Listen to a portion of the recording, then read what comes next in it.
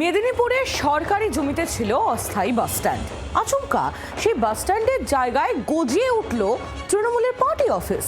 প্রতিবাদে প্রশাসনের দ্বারস্থ হয়েছেন স্থানীয় মানুষ।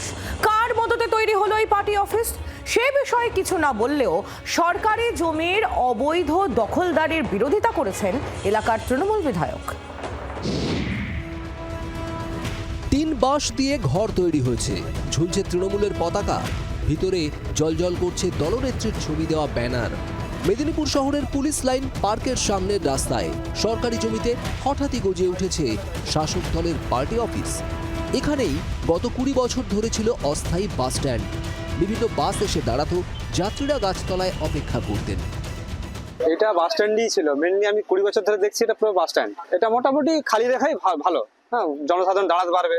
এখন এটা দেখছি পার্টি অফিস করে নিয়েছে। টিএমসি দিকে ঝান্ডা লাগানো আছে, হ্যাঁ।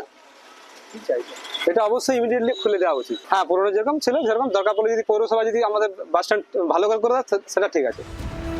ঘটনায় সরব হয়েছে বিজেপি। এরা পাথর খাচ্ছে, বালি খাচ্ছে, গরু খাচ্ছে, সবই খাচ্ছে। সরকারি জমি দখল করে করছে, এটা তো অন্যায়। এলাকার মানুষ প্রতিবাদ করেছে, আমরা বিজেপির পক্ষ থেকেও প্রতিবাদ জানিয়েছি। সরকারি জায়গা অবিলম্বে ফেরত দিতে হবে, পার্টি অফিস ওখান থেকে সরিয়ে নিতে হবে। এটা এলাকাবাসীর দাবি, এটা আমাদেরও দাবি।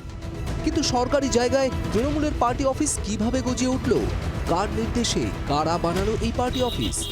তা নিয়ে নির্দিষ্ট করে কিছু না বললেও সরকারি জায়গায় জবরদখলের প্রতিবাদ করেছেন স্থানীয় তৃণমূল বিধায়ক সুজয় হাজরাও। ইলেকট্রিসিটি বোর্ড থেকে অশোকনগরের চক পর্যন্ত ডান দিক এবং বাঁ দিকে যে অবৈধভাবে যে লোকগুলো বসে আছে, ইমিডিয়েট তাদেরকে ওখান থেকে তুলে দেওয়া উচিত। যারই দোকান পড়ুক, যারই অফিস পড়ুক, সব তুলে দেওয়া উচিত। কারণ ওখানে গভর্নমেন্টের অনেকগুলো গুরুত্বপূর্ণ অফিসের চেয়েও হচ্ছে যে একটা টার্নিং এর মোড়, পার্ক আছে। তো মানুষ চাই যে পরিষ্কার পরিচ্ছন্ন জায়গা। ভোটের মুখে সরকারি জমিতে হঠাৎ গজিয়ে ওঠা শাসক দলের এই পার্টি অফিস নিয়ে প্রশাসন কি ব্যবস্থা নেয় সেটাই দেখার।